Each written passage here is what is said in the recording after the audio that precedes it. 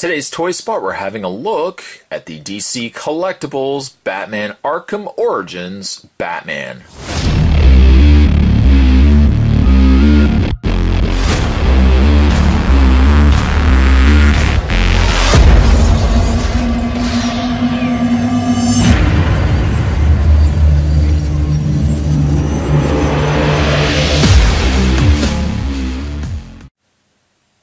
Starting the reviews of the Batman Arkham Origins, we're of course having a look first at Batman.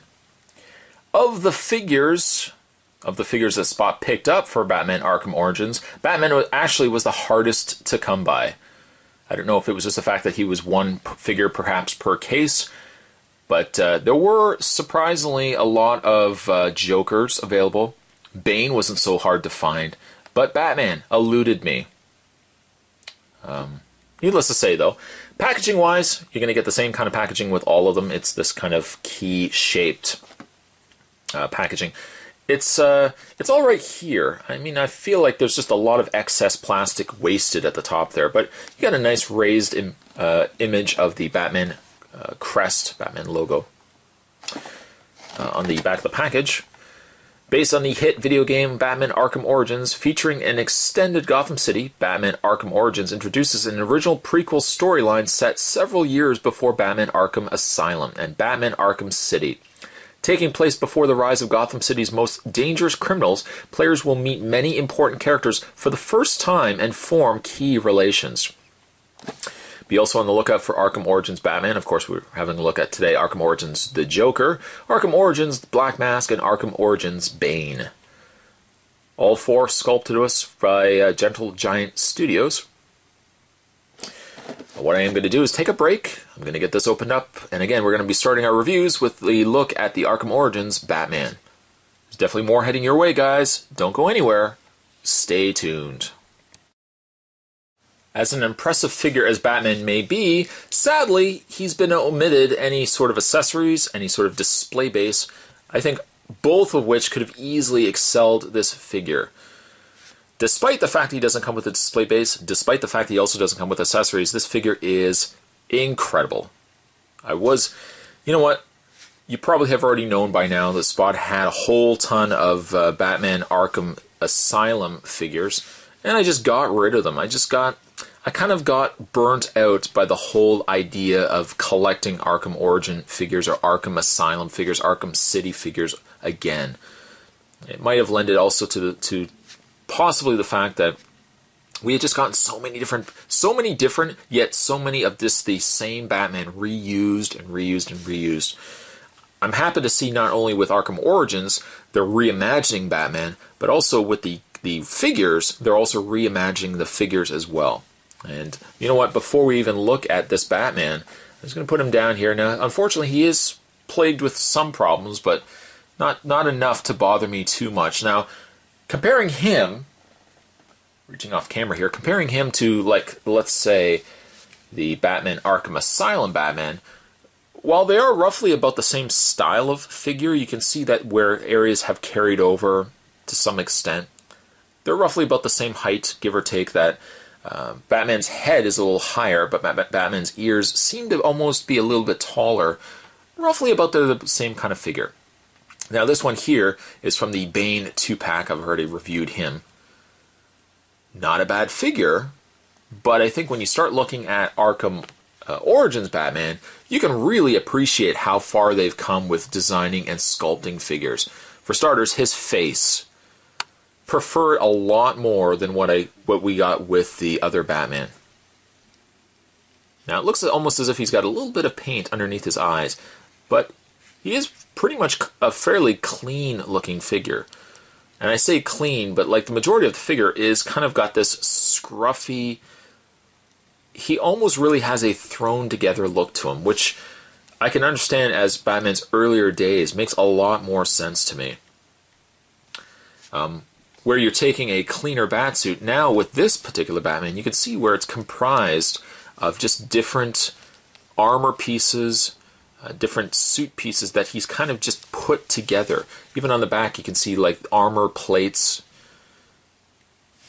Unfortunately, the points on his gauntlets are a little bent, but that's all right. Yeah, I really like what they've done here. I think somehow, though, he comes across a little stocky. More importantly, probably about the forearm area here. And that might be deliberate, because it looks like it is a separate piece than this suit here. Almost as if he's wearing like some sort of Kevlar suit, and then the gauntlets are just additional sleeves he's got underneath that suit. There's the back. Again, like just a really different imagining of Batman. He's still got the pointed-tailed cape, but it's taking Batman to like a different level that I really wasn't expecting. I'm also really surprised for how articulated this particular Batman is. Despite the fact him being a DC Collectibles figure, he is quite packed to the rim with articulation. The other thing that kind of bothers me about the figure, and it's not enough to really say, you know what, just avoid this figure at all costs, but it's kind of a shame that he has closed fists. For one thing, having him with closed fists, it kind of makes his arms look stumpy, and that might tack on to the whole idea that he looks like a bit of a stumpy figure. I wish he had had at least one open hand just to kind of break up this, everything is just so tightly fit. Having at least the open fist also could have easily justified an accessory, but he's also got like very broad thighs, and again, a lot of that could be chalked up to the fact that he is armored up. He's got armored plates on his suit, but it does make him look a little chunky in the lower torso section. And again, there's the back section of his cape. You can see where his shin guards would have been strapped in. His utility belt also is a more dingier color. It's not the vibrant color that we would come to expect with Batman later on. But again, really nice details that I like. I like that nice added touch. I also like the way that his cape is sculpted, where it kind of just billows off the shoulders. It doesn't stick out far. It doesn't, stretch out to the sides. It's just a very straight, fitted cape, and it's just draping down the side of Batman. That works for me, or along the back of Batman. That definitely works for me. In the way of his articulation, again, as Spot mentioned, he's got quite a bit going for him. Zooming the camera into the figure here, he does have a ball-jointed head.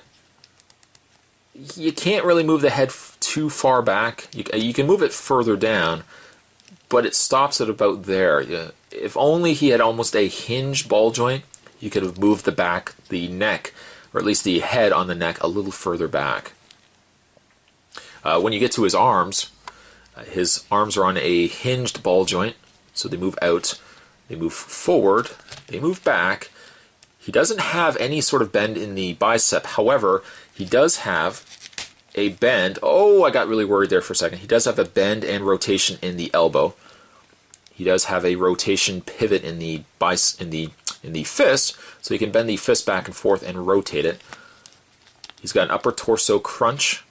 He's got, surprisingly, which I really was surprised by, he has a swivel in the waist, because I really thought because he's sculpted with the utility belt so close to his waist, there's no way that they would have actually had a swivel there, but surprisingly they do. Legs go forward, back, out, which is something also you never see too often with DC collectible figures. And then you got a hinge and rotation in the knee, and a hinge and rotation in the foot. There's also a pivot slightly in the foot too, so you can get some added extra details going on there in there as well. It also appears, I'm just double checking here. No, I was going to say it almost appears, yes it does, he does have a double bend in the knee, which I thought initially, and I just wanted to double check myself here. So, I mean, this figure, normally DC Collectibles trumps anything that you would get with Mattel figures. The one thing, though, that the figures suffer in is that they're not super articulated.